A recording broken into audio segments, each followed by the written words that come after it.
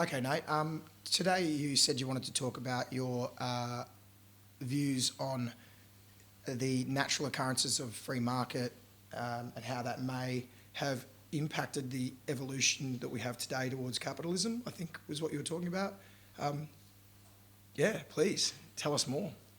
Yeah, well, I did a lot of research into economics and capitalism because I come from a socialist background, so I've always been at war with capitalism. But what I realised a few years ago is that capitalism emerges naturally. See, I've always been taught that capitalism began with the Industrial Revolution, but I don't think that that's accurate anymore. Because I looked up some definitions of capitalism, and you can get a few different definitions of what capitalism is. But essentially, from what I could gather, capitalism means an economic system where there are private businesses operating.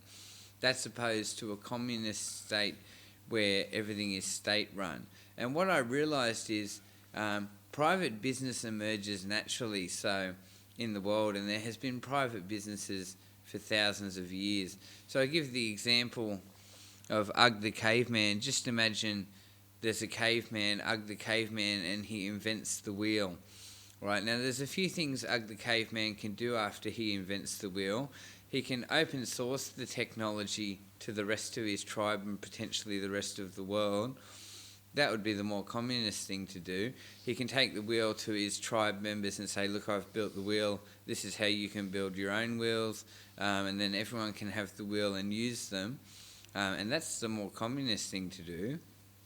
But Ugly Caveman may also be inclined to trade the wheel for other things that he needs. See, a lot of human life is about resource control and about attaining goods that we need to survive. So Ugly Caveman has made the wheel. Then he might go to a few of his mates in his tribe, look, if you help me make more wheels, then we can take our wheels across the desert to the tribe on the other side of the desert, and we can swap our wheels for their grain because we need their grain or we need their food or whatever.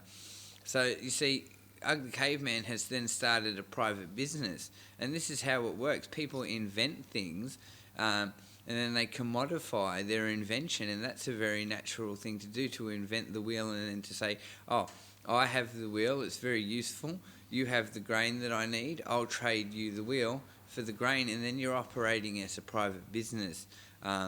There's no business numbers, there's no tax, this is a theoretical early free market, but you're operating as a business owner and you're trading in goods. So what I realised is trade is a very natural occurrence, and people trade among each other to get the things that they need to survive.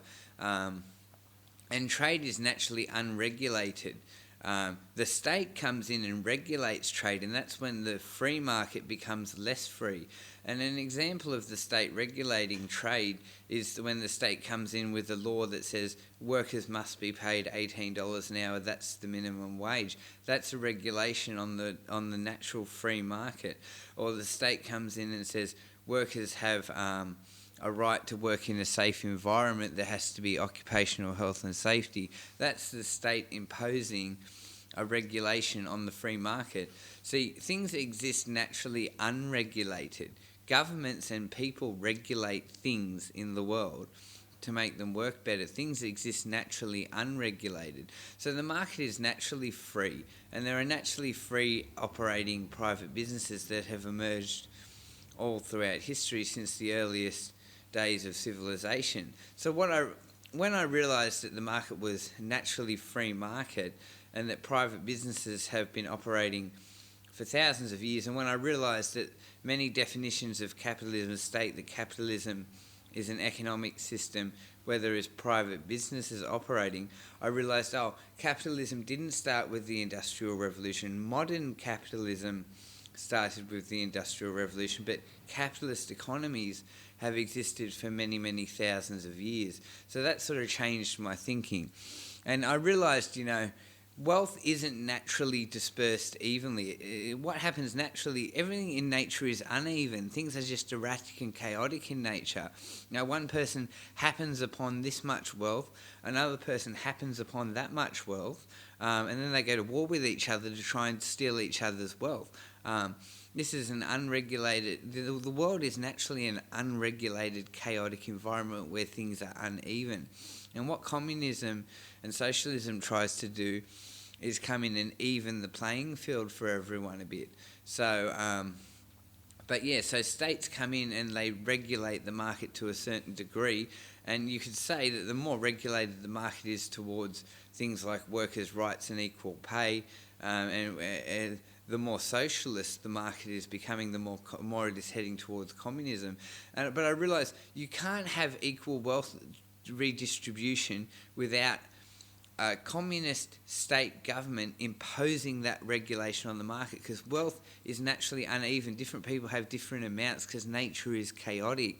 Things aren't naturally dispersed equally in nature. So if you want equal distribution of wealth, you must have the communist state come in and say we're going to seize all the wealth and regulate that it must be distributed evenly so that everyone is equal. So that's some of the realizations I had that showed me that capitalism is the natural system, because it is a system where there are private businesses operating, and there have been private businesses operating for thousands of years. Now, I would say many traditional tribes, small groups of people may have distributed their wealth equally among them. They may have had communist systems where they distribute their wealth equally. A tribe of 100 people might distribute their grain equally or their food supply equally.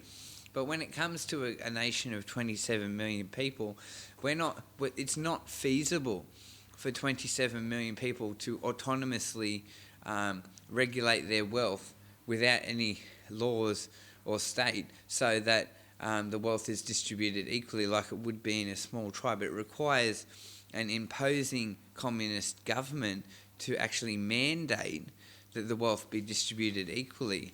So that's why I get frustrated with people who identify as anarchist communists. They want equal distribution of wealth, but they want to abolish the government. Now, I see the two ideas as conflicting with each other, because a nation of millions of people cannot exist without a government and manage to organise equal distribution of wealth. But look, these are some of the realisations I had about capitalism over the last few years as I studied economics and as I studied the free market.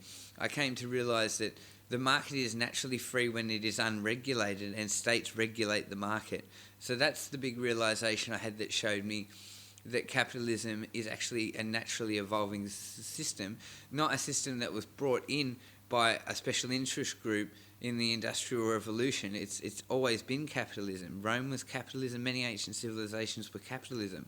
They were free market economies where businesses were operating. So that's just a realisation I wanted to share with you guys about capitalism.